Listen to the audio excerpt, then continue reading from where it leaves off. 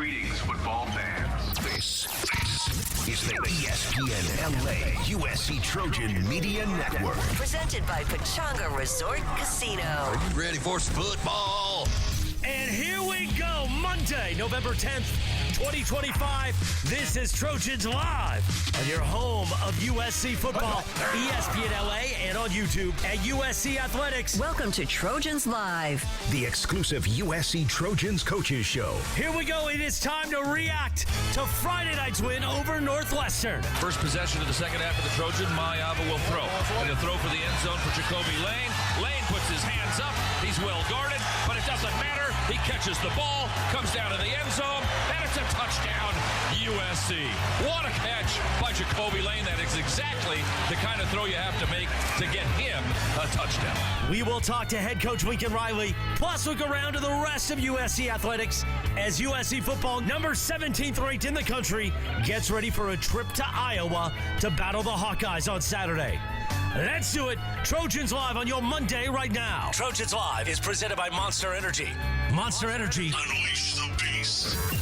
How do you do? The exclusive USC Trojans Coaches Show. Behind the scenes insights and breaking news from the student athletes who play for the Cardinal and Gold. Live from Los Angeles. Now from Heritage Hall with Keely Eure, Cody Kessler, and the All-American Shaun Cody. Here is your host, Jordan Moore. Hello and welcome to Trojans Live, presented by Monster Energy and ESPN LA 710 across the USC Trojans Media Network. I am Jordan Moore alongside Shaun Cody, Cody Kessler, and the head coach Lincoln Riley, fresh off another USC victory. USC's head coach interview is presented by iTrust Capital, the official crypto platform of the USC Trojans. Couple days, I should say, since that win over Northwestern, coach, but let's revisit it a little bit. Tight game for a little bit in the beginning. Ultimately, what allowed you guys to separate? Well, we finished the first half really well. We're able to obviously get the score, get the stop right there, and then we're able to come out and grab some momentum early in the second half. And we knew it was going to be a tough game. I mean, Northwestern's a good team, and you couple that with, like we talked about last week, the short week for us, those guys coming off of a bye week. You knew it was going to be a challenge, and they weren't just going to obviously come in here and lay down, and we were going to have to make the plays to separate, and we did. And that the guys, stayed steady and consistent. Thought we really settled in defensively after the first couple of possessions, and really didn't give up a whole lot after that. Especially we're good on third down. Made some really key stops. Made a couple nice adjustments that I thought really helped us well as the game went on, and made enough big plays in the offensive game and the special teams game to be able to separate. Coach, I thought one of the big plays was made on defense, but it was by your quarterback, kind of turning the game there. You're 14-14. It looks like things can kind of turn on a whim there, and your quarterback comes up with a just a real deal defensive play. What does that say about him and about the fight of this team, I guess? Yeah, no, it's when your quarterback makes plays like that, it inspires your team. It does. It's just there's just something about that position, and you don't always get a chance to make maybe tough physical plays at that position. So yeah, it was a big moment in the game, but yeah, I thought it was pretty representative of this team in terms of if you're always playing hard and you're always willing to lay it on the line. Then when opportunities like that come up, even ones like that you may never expect, you're in position to go, make a play to help the team win. And it was a huge momentum play. And then our team did a good job. Obviously that was a great individual play, but then, capitalizing on it, scoring, then getting the stop, and then coming out and obviously playing well the second half. So it was cool to see the entire team respond. Coach, talking about Jay Mayava, I thought he had a great bounce-back game, and I love the way that you had confidence in him. You put the ball right back in his hand on that opening drive, 9 for 11, 67 yards and a touchdown. What did you see from your quarterback all game long on Friday? Yeah, he played pretty well. I thought he was I thought we were just a little bit more dialed in the, especially in the throw game than we were the previous week, and I thought he was very confident. Ball went to the right places. Threw the ball well, and I think he just kind of got back to the basics and was just really, really focused from the beginning. And I didn't think that really, waned at any point. I mean, we busted a protection on the interception. It was kind of just a unique play the way it played out. And other than that, man, he was really steady. Made some big time throws. obviously had some big runs for us. You know, the one down there at the goal line obviously was a huge run, and so now it was cool to see, you know, him step up. But I don't think any of us were surprised. You're listening to the head coach Lincoln Riley on Trojans Live. Coach, last week we talked about the Lincoln Riley trick play lab and what goes into to some of these plays. How about the fake punt? Take us through that one. Yeah, no, it was just you know, we got it kind of where we wanted it, and just one of those scenarios where, you know, we had a good scheme drawn up. You know, give credit to, you know, Coach Doherty, and we had several people involved on that one, and you know, really it was about execution though. At the end of the day, you know, they ended up bringing an overload there to the left side, and you know, had one more guy than we were able to block, and you know, Sam stood in there, made a really nice throw. Obviously, it was a great catch by Tanuk, and yeah, it was another huge momentum play. You know, anytime you can get a chance to pull something like that off, and you know, continue a drive and then go cap it off. I mean, it was a big play. So yeah, cool to see the guys execute it. We had a lot of confidence going into the game, and you know, I know there's been a bunch of stuff on the outside about it. It was a perfectly legal play, and our guys executed it at a high level. Coach, a lot went into the passing game the week before. You know, what was going on? You know, why were they able to slow us down? And then you have a big game from Makai. You have a big game from Jacoby Lane. But I thought specifically Jacoby Lane had some, you know, fantastic, you know, individual efforts on some catches.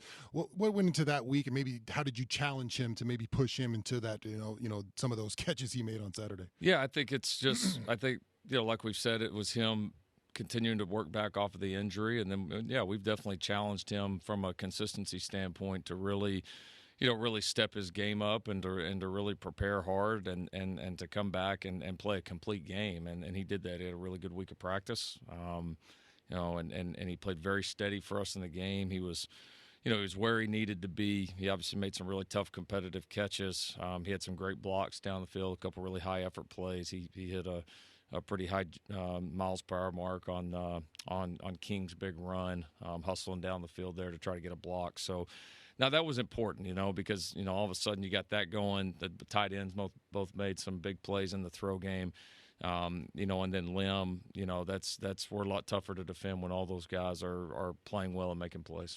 Coach, you guys have the number 2 offense right now in the country in total offense. You can't do that unless you have a great offensive line, and you have depth in that room. And we've seen some injuries this year, and I don't think people fully understand how difficult it is to have guys rotate and go from left to right and play guard and tackle and still produce the way they are. How important has that room been to your offense this season? It's been critical. I mean, and you're right. You have to deal with it, but it's not ideal. Yeah. And so our guys have they've handled it well. You know, we didn't play our best game the other night up front, but even not our best has still been good enough for us to, you know, for us to be able to move the ball and still make plays. And so the guys did a nice job with it. We're going to have to play cleaner here going forward. We know that, but you know, they've battled all year. You know, we haven't used any of those as a crutch, and I still think too our ability to practice against our defensive line, you know, each week, and the depth and the talent we have there, and kind of the war that is in practice has made our guys on the offensive front much better, because it's a challenge every week in practice, but it gets you ready to play.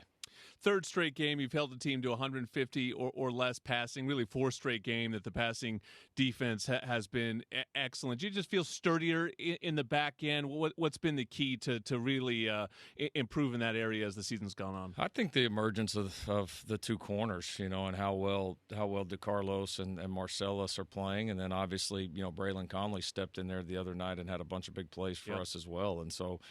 You know, that still being able to get pressure or affect the quarterback, you know, even when we're not blitzing, and I think as the corners have really started to settle in and play some good ball, it gives Coach Lynn the opportunity to call, you know, several more things and throw different looks at opposing offenses and quarterbacks. So it's just when all those things are working in tandem, then you know you're going to have a chance to play some pretty good defense. And so, you know, we've gotten pretty consistent production from the safety position all year. Those guys have really been a steady group for us, and the other groups coming along, again, especially the corner group, has probably been the biggest key in the last several games.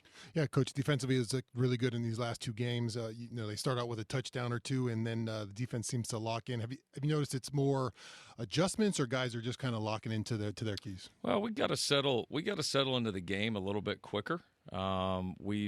we've taken a little too long to get that done. Once we've settled in, it's been really good, but we've got to challenge ourselves to do that. And it's close, right? I mean, I'm watching those first two drives, and it's like it's not far. Away, It's not necessarily like bust. We did bust one on one of the third downs in man coverage on the first drive, but just making sure that our motion adjustments, the way we communicate, it's with a sense of urgency right there at the beginning, that we're really dialed in, that we're finishing tackles, that we're attacking the way we want to attack on the defensive line.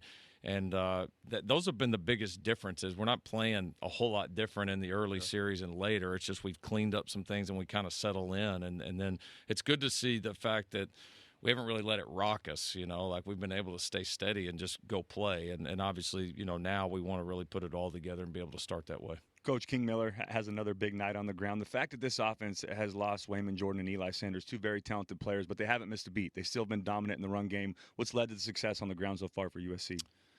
Yeah, kind of the same story. King is run well. He's still, he's such an explosive runner. You feel like he's one of those guys that could pop a big one, at any point. He's shown that, repeatedly. Yeah.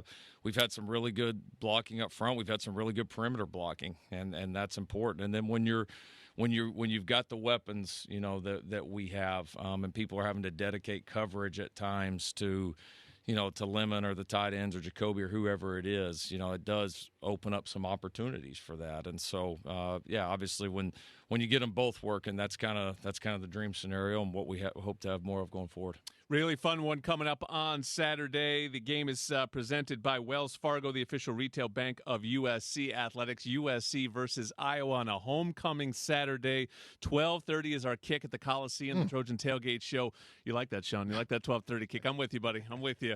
Trojan Tailgate Show will go on at 10:30 a.m. We will talk to Coach about USC Iowa coming up next on Trojans Live. Ready to take it to the next level? Unleash the beast this college tailgate season with Monster Energy. Tearing into Canada, the meanest energy drink on the planet. Monster Energy Unleash the Beast, and Trojans Live is sponsored by Pechanga Resort Casino, a proud partner of USC football. Jordan Moore, Shaun Cody, Cody Kessler, and the head coach Lincoln Riley. USC sits at 7-2 in a great spot, a homecoming Saturday against Iowa. Coach, Iowa's a fun one always. I mean, they are just going to do their thing. I mean, they are such a unique opponent. I guess my question is, how do you get them out of their shell and get them to play your game, or is that even possible and you just sort of, focus on the best way to beat them, whatever it is? Yeah, we're not too worried about the opponent. I think it's just for us, it's all about going and controlling the way that we prepare and the way that we play. And these games can unfold a lot of different ways. And so you got to be ready. Obviously, you understand, what their strengths historically have been and what they've tried to do. And, we also have some strengths historically as well, and we know what we're going to try and do. So it'll be a fun battle. They're a good football team. It's an important game. We've made it a really great opportunity for us by handling business here. And, it's, SC Iowa, like you said, 12:30 at the Coliseum, with a lot riding on it. I mean, like this one should be a lot of fun. Coach, sometimes as a player, you get in the season and you're kind of taught as a player just to kind of every game's the same, and it kind of feels like you're just, going from week to week, practice to practice, and you're in it. But, you put your team in an extraordinary position here for these last three games to really, mean something. Do you get the sense from them that, they feel the weight and then the importance of how important these next three ones are coming up? Yeah, we haven't been bashful about that with our players. I mean, this game coming up this weekend's not the same. Yep. Like, it's not. Yeah. The more you win, the more important these become and the bigger the opportunities become. And so our team is very well aware of that. Fortunately, I think for us, it's been cool to see our staff's influence on the team that way. And, experience isn't everything, but also, this staff there's a lot of winners and a lot of champions and a lot of people that have been at that and done those things at different levels. And so I think for our staff to be able to share those experiences with our guys, some of our guys that obviously have not experienced that, or what that feels like, I think has been important. And yeah, you can't hide from it, right? You got to embrace it. That doesn't mean you're going to go change everything you do because of it, but you also understand, like, it's hard to just to get to this point, you know. So if you're here, let's go make the most of it. And Coach, kind of sticking with that, I mean, the schedule this year has been so difficult. You guys get into a rhythm of the season, and then you have basically 2 byes in 3 weeks, and then you have 2 conference games within 6 days. But here you are, 7-2, and your team has handled that, and you have a lot of things to play for and something really special to do. What does that tell you, not only about the culture that you put into this football team, but also the leadership that you have in the locker room? Yeah, I'm excited about it because I would add into that. I mean, it hasn't been honestly a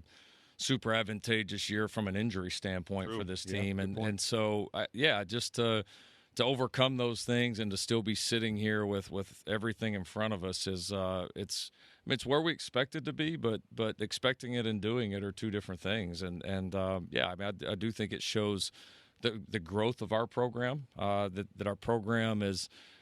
You always hear people talk about, like, well, you know, you try to, if something's not going great, you try to kind of get it started and get some momentum, then you win a few, and then like that last step, a lot of people always talk about is like just like learning how to win or expecting how to win, and like I think that's the biggest thing that is changing, you know, kind of, and we're all kind of just watching this happen live right now, is even not at our best or maybe not at full strength or this and that, like this team just expects that, I think, more than any team that we've had, and so it's fun to see, and it's I think it's representative of, you know, a lot of hard work by a lot of people to get this thing to this point, and obviously there's a long way to go, but it's a fun position to be in.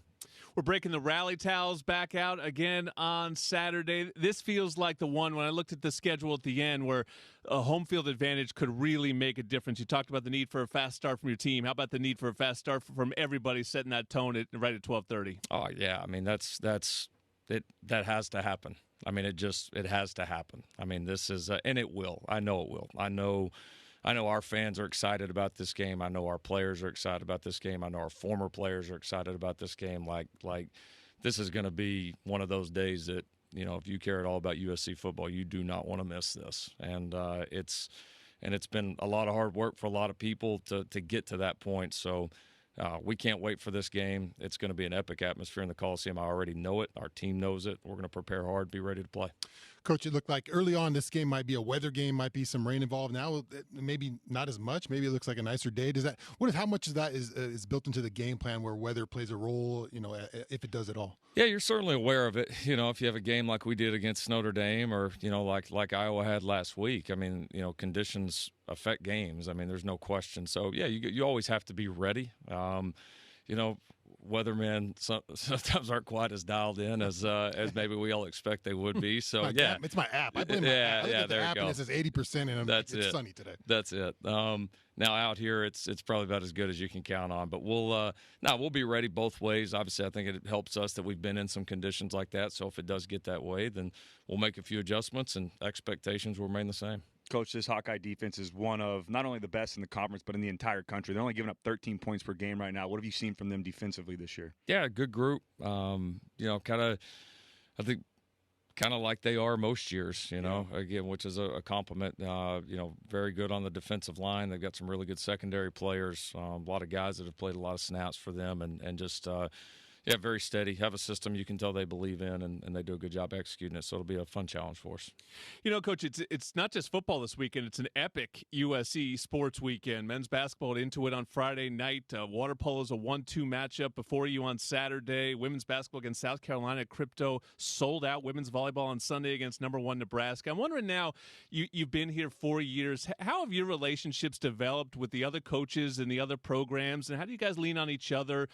Because, you know, obviously the sports are different, but there's such a winning mentality and a championship culture in so many of these programs. No, it's that's been honestly one of the most fun parts of it. You know, Jen's done a great job of assembling a great group of coaches. She does a really nice job of helping bring everybody together, and our other coaches are, you know, so supportive of all of us, you know, when we're in our own seasons. And we actually even have a big head coaches group chat, you know, and it's just like constantly going off of this person won that or this group did this, and it's cool to see the support that everybody has. And then it's also great too to have these great coaches that you feel like you can lean on, you know, that you can, you know, ask questions about, or in some form or fashion, a lot of us are going through the same things and attacking the same challenges. And so when you've got that many talented coaches, it would be crazy to not, tap into that. And so, no, it's a great group of coaches. It's fun to see all these different programs having success. And like you said, for all the USC Trojans out there to have a weekend like that where you can come watch all these really good teams playing these big-time games all in such a short amount of time, like that doesn't happen everywhere. It's pretty special. Let's get some wins this weekend. Coach Riley is in charge of the football one. That's at 12:30 on Saturday. It is presented by Wells Fargo, the official retail bank of USC Athletics. USC versus Iowa. Trojan Tailgate Show will go live across the USC Trojans Media Network at 10:30 a.m. Braylan Shelby is back on Trojans Live. That's next. The best in the game is brought to you by Old Dominion Freight Line, official freight carrier of USC Athletics, helping the world keep promises. Our best in the game is Braylan Shelby back on Trojans Live. Jordan Moore, Shaun Cody, Cody Kessler. Braylan, you going for a co-hosting gig, man? Twice in the same season? I don't know. You were good the first time. This is officially audition now. Hey, man, it's just great to be back here with y'all, man. Hey, we just listened to that clip. Are you taking credit? Did you teach Jaden Mayava how to tackle? Man, it probably was them tackling circuits we was doing back in the bye week, man. But nah, that was really. There was no way Jaden Mayava was part of that in the bye week. He had a yellow jersey on. Yeah. But nah, man, that was an amazing play. I'm watching it from the sideline, pick. But I mean, just having that ability to, to really chase after him, even throwing a pick, like the ability to chase after him and cause the fumble, and then I mean that erased points from the board. We got the ball back. It's like a whole new drive. So yeah. Just seeing that in your quarterback, I mean, it gets your whole team fired up. Yeah, does that affect the defense? Are you guys on the sideline like, hey, how's that? I mean, look at our quarterback throwing it in there. Was there any kind of talk that went into be like, hey, man, our quarterback's out there doing it. Let's go. Hey, man, you go from 1 second to, okay, we're going back out there to, oh, my God. Man, like, it was one of the craziest things I've ever seen in my life. But, yeah, I mean, it had us fired up. Had us like, okay, like, Jaden going to put his body on the line. So, if your quarterback doing that, yeah, we got his back. Cody, how many career tackles for you, bud? I guess if you don't throw the pick, you don't have to worry about tackling anybody. I didn't throw a ton of picks. Humble brag, I don't think I didn't throw a ton of picks, but I think I had a goose egg when it came to tackles. I don't think I had a whole lot. I was going to say, whatever stat he says, let's make sure we check. Yeah. Luckily for the defenders, because they would have been in trouble. Oh, yeah, for sure. But speaking of the defense, obviously Northwestern comes out and has 2 scoring drives, but after that, you guys really settled in. What was the key to success on the defensive side of the ball Friday? Hey, man, I think we just need to start faster. So those 2 first drives that started, I mean, we should have responded faster. It's not like we weren't executing. It was just some of the communication areas on our end. But, I mean, as soon as we got that squared away, man, it was back to playing the ball that we know, the brand of football that we know, and, just going out there and, having fun with your brothers and just playing and making plays. You're listening to Braylan Shelby on Trojans Live. You guys always say that you got to earn your pass rushing reps. You're really going to have to earn them on Saturday. I mean, these guys are in no hurry to stand back there and throw the football. What's the challenge going and playing? It's just really some old school football expected on Saturday against Iowa. Yeah, man. Iowa's a run-heavy team. So that's the key to success is stopping the run. Like you said, being able to rush the passer. That's a key from being able to stop the run. So, that's the whole main focus for this week is stopping the run, stopping their main attack, and, putting them in positions where they have to pass the ball. Our pass defense is excelling at the moment right now, and it's something that we want to keep going and give the ball right back to the offense. And the way that they're playing right now, I mean, it's amazing, man. Yeah, Braylan, talk about your game a little bit, and what you've added to it. I've seen a player kind of start out maybe just as an edge kind of speed guy, and I watch number 10 out there, and you're starting to really put it on people now. I've seen a lot more physical, squeezing blocks, spilling blocks, running around the field. Talk about your game and how it's taking another step. Yeah, man. Just being here at SC, I mean, I've learned a lot of things from a variety of different coaches, and just using my athletic ability. I mean, the weight room, I mean, Coach True and everybody that's put a factor into me. I mean, that's the ability that they gave me to go out there and play like that out there on the field. Just being able to use my speed, my athleticism, my strength, and my, I'm able to go out there and do things that are helping this defense, and I feel like are helping our team in general. And, it's been amazing, man. We've been having a great year this year, and we're still looking to continue what we got going on. You guys have been having a great year, and you're a big reason for that. Now being a leader on this football team in year 3, what's your message right now in the locker room as you guys get ready for these last 3 weeks and go take care of business and put yourself where you want to be at the end of the season? Man, we got to go ball. We got to keep playing the type of ball we've been doing. Like I said, the defense needs to start faster. You don't want to put yourself in positions like that when you're starting off a game. And so if we can start faster and have the offense keep playing the way that they're playing right now, man, I feel like we can do anything. You know, we can beat the only people we're going to beat is ourselves. So, yeah, like, I mean, we got the full thing ahead of us, and you know, just take it one game at a time, and game by game, we can set ourselves up for success. Braylan, your dad was a defensive end, is that right? Yeah, he was a D end and an O lineman. Okay, brother's a defensive end, right? Yes, sir. If you had just walked in and been like, "Hey, I want to play quarterback," would that be cool? is there like a family rule? You gotta say that. What if you'd been like, "Hey, I want to play golf"? You know, the funny thing is, my dad actually he was my little league football coach. I used to play running back in the day. Just in the sense of give the best athlete the ball and let him run. And just let him run. Yeah. So I used to play running back for from I want to say it's like 5 to like kind of junior high, and in junior high is when I started switching into my body started getting a little bit bigger, started playing that defensive role, and I just fell in love with it ever since. You could have been Derrick Henry, man.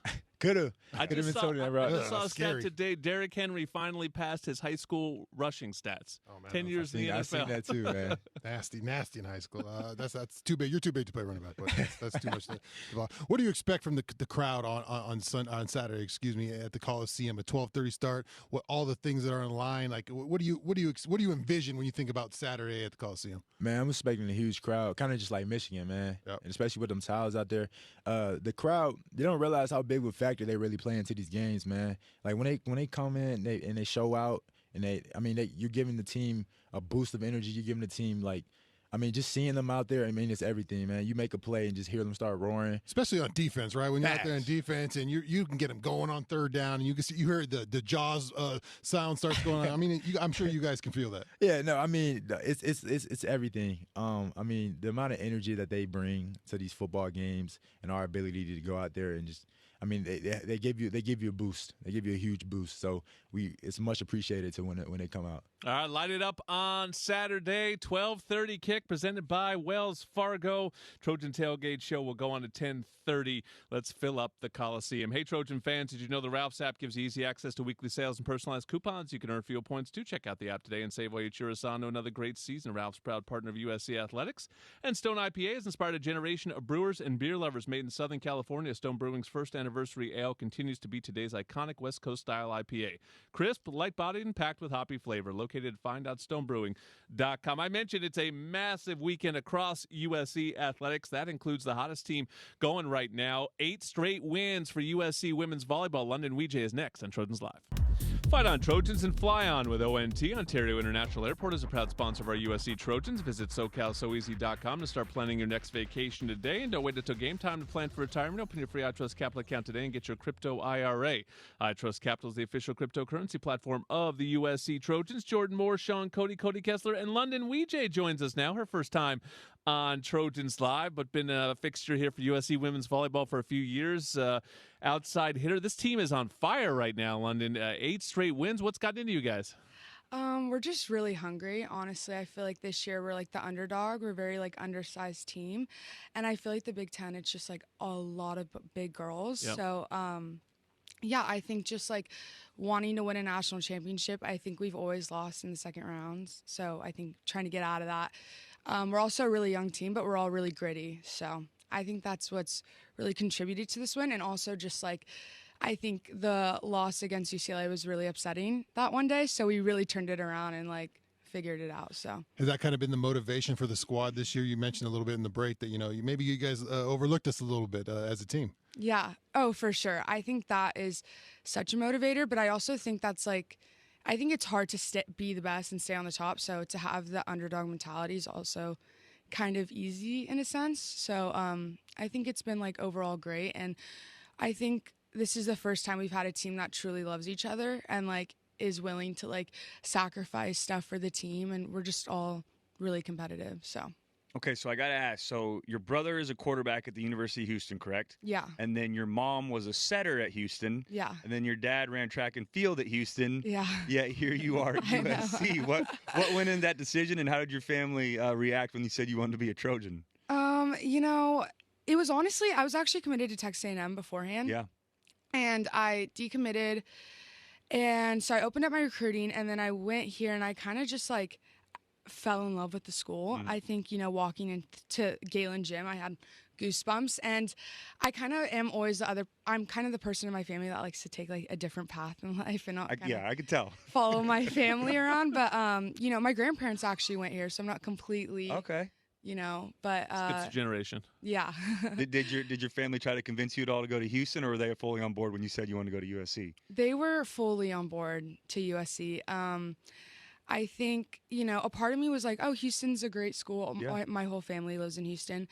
But I wanted to play at like a highly academic school as well, where they focus on the academics. And I think being a part of like Brad, who's just super competitive, I really like the coaching staff here as well. So Yeah, that's awesome. Yeah, Cody mentioned your brother. I'm looking at the names here. Now, London is a name that we see. Obviously, it's a very famous city. I wouldn't have asked about your name otherwise, but your brother's name is Indiana. So now I got to ask what's going on with the names in the family. How did we pick those?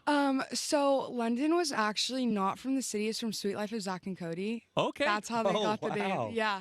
Didn't we have that guy sit courtside at a bet? I had to learn about this show. Anyway, I can look that up for you. I think that guy came to USC a couple years ago, and someone had to explain to me who that was. This is now a generational thing. I've never watched this show. Sean? I'm very no up to idea date. what I'm it is. very Got up to it. date. Go ahead. Keep going. And then my mom was born in Indiana, raised in Indiana, so she kind of named her, she was, I don't really know. I think she was obsessed with the basketball team. Oh, yeah. I don't know, but that's Family how he from got. Houston with a kid named Indiana. Yeah. In London. Yeah, I have no idea what just happened or any of that. Sweet Life of Zach and Cody. It's good content, Sean. It's good content this week, Sean. It'll be a great I haven't clip. checked in with those shows in a while. London, some big games coming up. Obviously, the Nebraska one circle, but a big one against the Rutgers on Friday. What's the message from Coach to, obviously a huge one against Nebraska, but we got to lock in for Friday? I think, treat every game the same. I think, how we practice is how we're going to play. So just high-level practices this whole week. And, Nebraska is a big game. It's, sold out. It'll probably be the record-breaking crowd. But I wouldn't treat that game different than when I would treat Rutgers, keeping that, level mindset. So I think personally just helps me play better as well. So I think that's what, our coaches say as well. Sorry. Oh, no, you're good. We couldn't hear it. Yeah. Okay. You just told on yourself. So we'll edit. We'll cut that out. Okay. You mentioned your coach earlier, Brad Keller. How has he helped you develop as a player since you stepped foot on campus? Well, he coached me when I was younger, actually. Oh, wow. Okay. Yeah. And so for club volleyball? USA, I think. Okay, wow. Yeah, USA. He's honestly just been a huge part of my life. I graduated a whole year early. I came here when I was 17. So I was just kind of, really young, clueless, had to grow up a lot. And he really was there for me through it all. And I really appreciate him. And he was really hard on me my freshman year. I'm not going to lie. And I think that's why I'm very on top of it now. Yeah. So I really do appreciate him as a coach. Yeah. Well, keep it up. Huge week ahead. Sean mentioned Rutgers on Friday, and then sold out number one team in the country, Nebraska, coming in at noon on Sunday. So this is a really special week for volleyball at the Galen Center. London Wijay will lead the way. Women of Troy have won 8 straight. Want the inside scoop on this game and all things Trojans? Be sure to sign up for the 3 Torches presented by Smart & Final. It's a free newsletter. It'll hit your email inbox 3 times a week with game info, player insights, and more. Go to usctrojans.com/3torches and sign up. And Monster Energy, the official energy drink partner of USC. Tear into a can of the meanest energy drink on the planet. Monster Energy. Unleash the beast. A little football roundtable. Keely Eure joins us next on Trojans Live. Trojans Live is sponsored by Pechanga Resort Casino, proud partner of USC football. Jordan Moore, Shaun Cody, Cody Kessler. Keely Eure joins us now for our weekly football roundtable. Hi, Keely. Hello. Friday night, the Trojans beat Northwestern, and I said a bunch in the sort of leading up to that game. Just statistically, Northwestern was kind of like an Iowa light a little bit, a similar profile. So what can USC take out of what you saw on Friday that can prepare them for what they're going to get on Saturday, which is the supersized version of it? I think you once again have a team or an offense that is more run heavy. You can really try to shut it down on one side of the ball, and I feel like under Lynn so far this season, USC's defense has been more successful when it's a one-dimensional offense where you can really just sell out to stop one side or stop one part of their offense. So I think that's the thing you take away. And as Braylan Shelby said, I think also just starting fast on defense. We've seen both at Nebraska and now against Northwestern kind of a slow start for USC's defense settling in there. But once they do settle in, they do a good job. So just starting fast in that sense as well.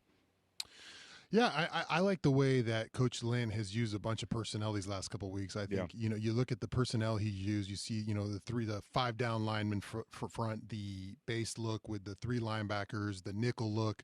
Then you have this new look where, Eric Gentry's kind of like in a backup safety position where you got 2 linebackers and Gentry kind of in I think like it's a 4-2-1. It's very unique. I was trying 4-2-1-4 trying to wrap my head around it, but so I think you've given offenses a lot to look at. They kind of you have to be ready for all those kinds of defenses. So that's something else for them to practice. But I think it will be a challenge in the run game, and that's something that the USC has looked good at times with, but also giving up some chunk plays. So some things to work on definitely in that run game. Yeah, I'm going to echo what both of them said. Just you got to stop the run. You got to sell out to stop the run, force them to throw the football. They're 133rd in college football right now when it comes to passing offense. I mean, they're only throwing 133 yards per game, 175 yards rushing per game. They want to run the football. They want to control the clock. If USC can make them one-dimensional on the offensive side of the ball, then we give ourselves a great advantage. Sorry, to add to that too, I feel like we saw great signs from USC's offense on the other side of that they can run the clock, have those methodical drives. Go with it. Yeah.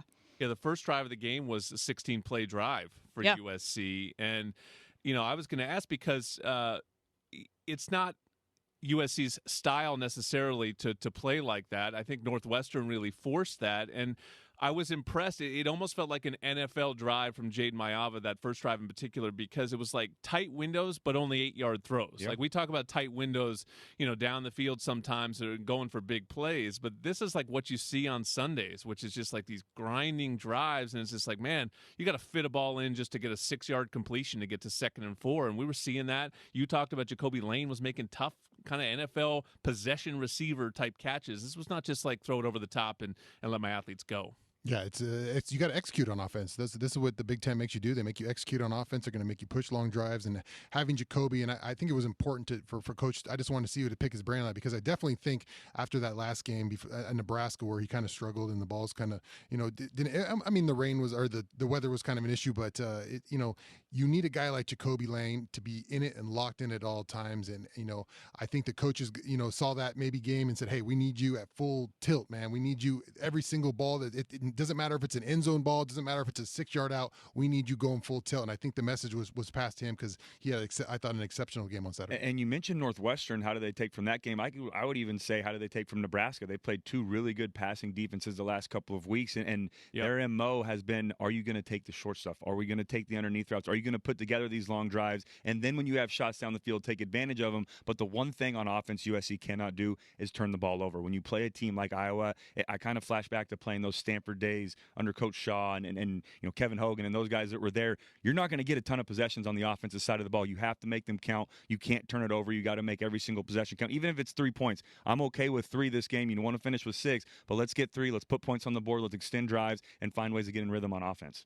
We played Iowa not that long ago in a Holiday Bowl. Is that right? Holiday Bowl? Yeah. That was a bad one. Yeah, it was. And I think that was the last game before Lincoln took over, right? I think that was the bowl game before Holiday Lincoln's. Bowl, wasn't it? Am I wrong? No, because that 2020 was Cal. Okay, so it was going into the COVID year then. It was Yes, the last 2019, I game believe.